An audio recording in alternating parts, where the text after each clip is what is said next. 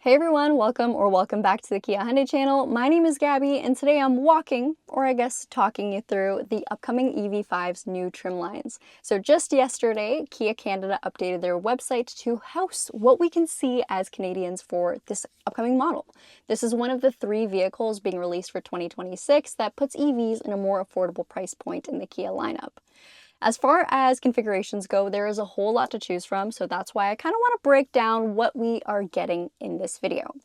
Right off the bat, we have our introductory trim line, which is called the light front-wheel drive. This is actually the only trim line for the EV5 that doesn't give you a different drivetrain option. It is simply front-wheel drive. This particular model will have our 60.4 kilowatt-hour lithium-ion polymer battery, which of course is our shorter range configuration. As far as actual range specs, nothing has been officially released or confirmed for Canada. I would expect that to follow in the next few months.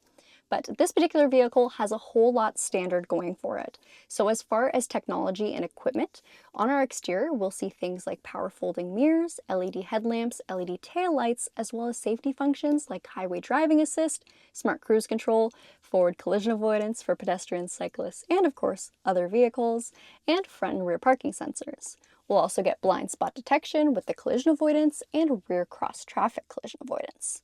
For your driver, you will have a powered driver's seat with a cloth seating material. And then for our seat controls, we will also have front heated seats with 3 different levels for driver and passenger. Our navigation system is standard, and as well as our CCNC software. So dual 12.3-inch displays, meaning we have a fully digital gauge cluster, a fully digitized touchscreen center display with, of course, wireless Apple CarPlay and Android Auto. Much like the Kia EV9, we'll also have that separate 5-inch HVAC control. So that is a quick way you can make adjustments to your climate, and our climate control is dual zone. If you do not want to use all those touchscreens, there will still be physical controls similar to what we see on the EV9 for your climate, and then quick buttons to jump you into different media sources or your setup. And after the light front-wheel drive, we then reach the next step, which is wind front-wheel drive. This will be our starting trim line for not only our larger battery capacity, but also the option to either add on or just choose between front-wheel drive and all-wheel drive. So for the wind, whether you get front-wheel or all-wheel, we will largely get the same equipment in terms of tech and safety, and a lot of it is a carryover from our introductory trim line. However, what you really want to know is this particular trim will give you the addition of a heat pump, which is a great range-saving equipment or piece of equipment for cold Canadian winters. Pretty much, it helps keep your cabin warm with less range loss. After the wind, front-wheel drive, and all-wheel drive, we then reach the land package, and similar to our trim line below, you get the option of either front-wheel drive or all-wheel drive for your drivetrains. Now, the front-wheel drive variant will have a starting price point of just over $53,000 Canadian, and just like the wind below it, if you'd like to add on all-wheel drive, it will be a $2,500 option. Now, this particular trim line is where things get a little bit more comfortable, a little bit more convenient. So we will have power folding door handles, so go flush with the vehicle whenever the car is locked, and of course will pop out upon unlocking or approaching your vehicle. We will also have a smart power lift gate, a power passenger seat, and synthetic leatherette for our seating materials. This is also your starting trim line for a heated steering wheel. And for a little bit more flair and style, we have a larger alloy, being a 19 for both front-wheel drive and all-wheel drive configurations of the Land, as well as a panoramic sunroof, ambient lighting, and a couple other small touches for your interior comfort space. Next up in our trim space is the GT line, and this will incorporate a largely cosmetic design difference. So on our exterior, we'll see a lot more gloss black accents and GT line specific badging along our rear. We'll also have an exclusive 19-inch alloy wheel design, regardless of if you opt for the front-wheel drive or all-wheel drive configuration. As for our interior, we have a few select GT line improvements, including the addition of ventilated front seats and a power passenger seat.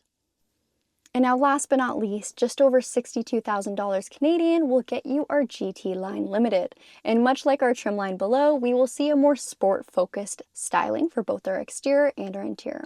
On the outside, we have what looks to be the same 19-inch alloy configuration with those high gloss finishes along our wheel arches and bottom of our door cards.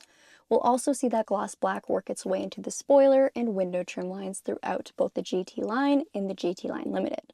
Now, when you hop over to the Limited, a lot of our big advancements really come down to the technology and safety equipment within the vehicle.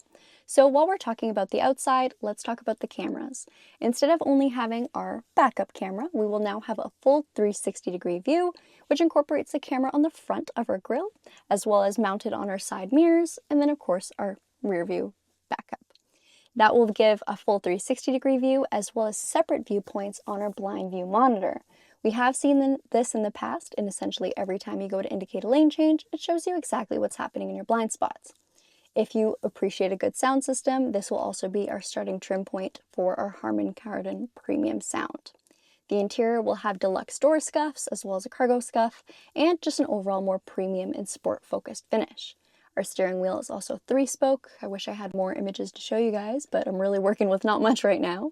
And much like our previous trim line, if you do want to get the all-wheel drive configuration, it'll be $2,500. Now, on the topic of all-wheel drive and it largely being an option for the EV5, let's talk about when you should opt for it and when maybe you shouldn't.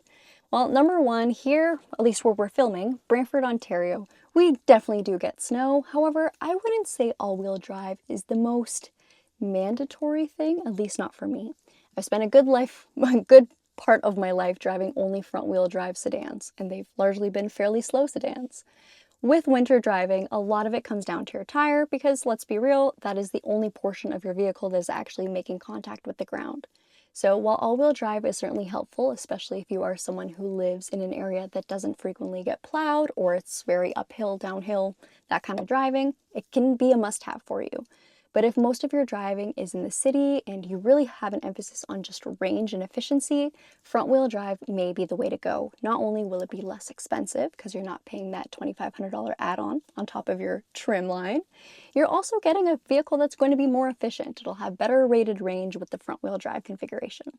So of course, it'll always come down to you and what you want in a vehicle, and of course the availability when you are shopping, but it is fantastic that Kia is giving us the option to choose between, if I want the top of the line model, I can get front wheel drive or all wheel. Because let's be honest, when you do go higher in the trim line, the range is of course going to be going down, simply because we're getting a lot more equipment within the vehicle, it's getting heavier. So if you want to keep some of that range, front wheel drive might be the way to go. Just of course, make sure you get a good set of winter tires.